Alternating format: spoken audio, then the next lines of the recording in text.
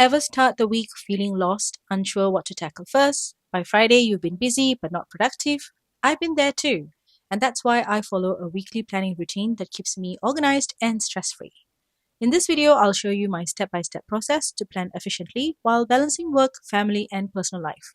Whether you are a career woman, entrepreneur, or busy mom, this system will help you to stay on top of everything. So let's get started. The first thing I do before planning for the new week is review my past week's tasks. I go through everything I had planned, check off what I've completed, and take note of what's still unfinished. If something didn't get done, I decided whether it is still relevant. If it is, I push it forward to the new week. If not, I remove it entirely. Because not every unfinished task needs to stay on your list forever. I love this method because it prevents me from rethinking my priorities every single week. Since I plan my major tasks during my monthly planning session, my weekly planning is basically a quick transfer process. I simply move tasks from my monthly overview page to my weekly section, which saves me so much time. Now, going on to step 2, after checking off my past tasks, I go straight into my weekly review. This is such an important step because it helps me to track my progress and understand what's working and what's not. I use my weekly review insert where I answer a set of questions like what were my biggest wins last week, what challenges did I face, what could I do differently next week.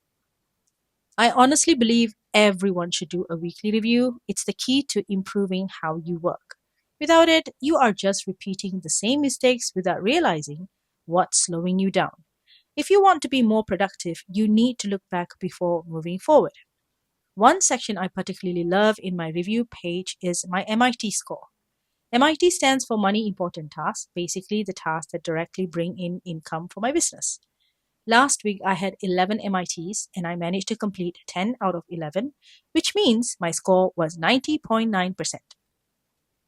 I love tracking this because it shows me whether I am staying focused on my income generating work or getting distracted by lower priority tasks. If you want to improve your productivity, start measuring your work. When you see the numbers, you will be able to tweak your system and work more effectively. Moving on to step 3, once I have finished my weekly review, the next thing I do is block time for the things that matters most to me. This step helps me stay focused and it ensures that my most important tasks, responsibilities, and commitments all have a place in my schedule. I use color coding to visually separate different areas of my life. It makes it so much easier to see at a glance what my week looks like. Over time, the system has evolved and I have made some changes to streamline it. For example, I used to have a separate time block for health, which I marked in yellow, but now I've combined it under my AM routine. Since my morning routine already includes the habits that contributes to my health, like movement and mindfulness, it didn't make sense to keep it as a separate section. Now, in the past, I used to write down every single task inside my routine block time, but I realized that was unnecessary because I already know what I do during my morning routine. However, if you are just getting started with routines, I highly recommend writing out your tasks in detail. When you physically write down what needs to be done, it helps train your brain to follow the routine. Over time, these habits become automatic and you won't need to write them out anymore. The next color I use in my time blocking is green, and this is for my deep work section. Deep work is where I focus on tasks that require intense concentration, things like filming, scripting, editing, and other business related work. These are all directly related to my MITs, which is my money important tasks, so they are a top priority in my schedule. Deep work requires long, uninterrupted focus, and if you want to produce quality work, you have to protect this time. Even back when I was working my 9 to 5 job, I would block out 7:30 a.m. to 9 a.m. for deep work because that was the best time to work without distractions. I got so much done in that quiet window before the office got busy. So if you think time blocking is only for people who work on their own, that's not true. No matter what kind of work you do, you can find a dedicated deep work time that allows you to focus. One thing I do differently for deep work is writing out specific tasks. I don't just label it deep work and leave it at that. If I don't write down what I'm supposed to do during that time, I will end up wasting time the night before trying to figure out what to work on. By planning these tasks in advance, I save time during my daily planning session and can get straight to work without hesitation. Now, moving on to the next color, purple, which represents anything related to my child's activities. This includes her classes, pickup times, and lessons.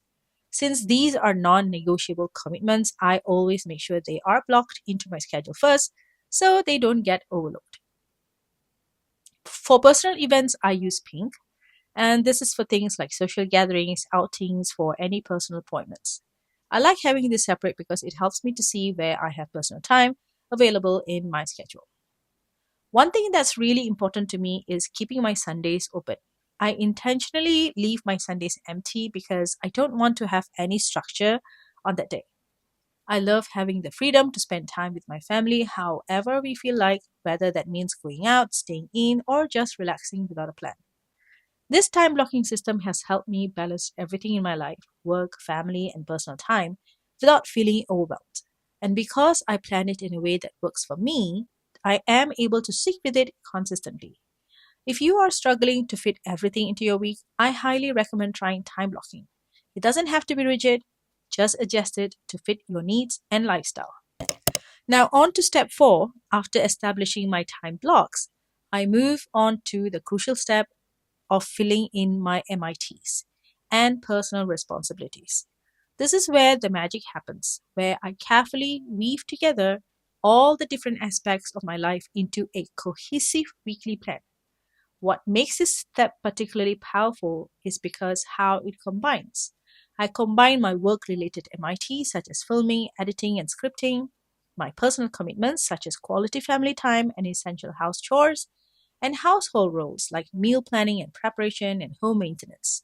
I think this comprehensive approach to planning is something we all need to embrace wholeheartedly. Whether you have a bustling family life or live solo, everyone plays multiple roles in life. You might be simultaneously functioning as a dedicated daughter or son, a responsible pet owner, an ambitious side hustler, or a compassionate caregiver.